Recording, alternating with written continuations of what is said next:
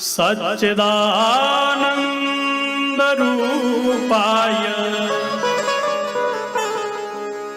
विश्वोत्पत्त्यादि Hathaway तापत्रय विनाशाय श्रीकृष्णाय वयं नमः। श्रीकृष्णाय वयं नमः। परम मंगलमय बलात्पर अखिलेश्वर भगवान श्री बालकृष्ण प्रभु की वाङ्मयी प्रतिस्वरूपा श्रीमद्भागवत महापुराण, मेरे कथा श्रोता सज्जनों, भक्ति स्वरूपा माता एवं बहनों, आज हम सब भगवान श्री बालकृष्ण प्रभु की असीम कृपा और संतों की कृपा से, देखो संतों की कृपा जब तक नहीं होगी तब तक भगवंत की कृपा संभव नहीं। तो भगवान की कृपा के बिना संत मिलन संभव नहीं। संत सेवा से, संत संगति से हमारा तन पवित्र होता है और भजन से मन पवित्र होता है। जब तक तन और मन पवित्र नहीं होगा तब तक मनमोहन मिलने वाले नहीं हैं। महाराज श्री की कृपा ये हमारे ऊपर बरसी है। तो देखो, संत कृपा से, संत दर्शन से यदि कार्य प्रारंभ हो वो सफल होता है 101%। और ये सत्यता है कि एक पल का सत्संग हमारे लिए कोटि कोटि तप के उपरांत ही प्राप्त होता है। आप विचार करिए, 7 दिन की कथा, कोटि पुण्य समुत्थेन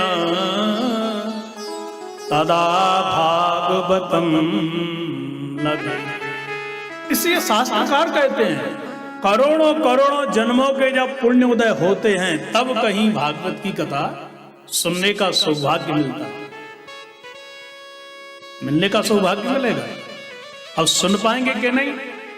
देवता बड़े बड़े पुण्य करके स्वर्ग में जाते हैं। जब बड़े बड़े पुण्य, बड़े बड़े यज्ञ लोग करते हैं तब स्वर्ग में जाकर के वास मिलता है। और आगे आप लोग श्रवण करेंगे कि ऐसे देवताओं के लिए भी सुखदेव जी ने गंगा के किनारे सुखताल में कथा नहीं सुनाई। क्यों? अवक्तास्ताश्च विज्ञाय नददौ सकथामृतम।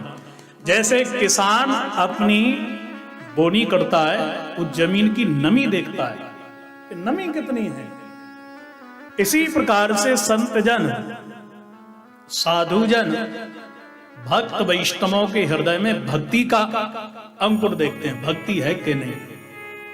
और भक्ति नहीं है तो कथा सुनने का वो अधिकारी नहीं है, वो मनोरंजन करने वाला है। वो यहाँ करके देखेगा बढ़िया सुख सुविधा है कि नहीं, भोजन बढ़िया मिलेगा, लंगर बढ़िया मिलेगा कि नहीं मिलेगा। अरे भाई, शरीर के लिए भोजन की जरूरत है, आत्मा के लिए तो भजन की जरूरत है। और भजन बढ़िया करोगे तो बिना भोजन के भी मस्त रहोगे। बोलो राधे राधे। राधे राधे।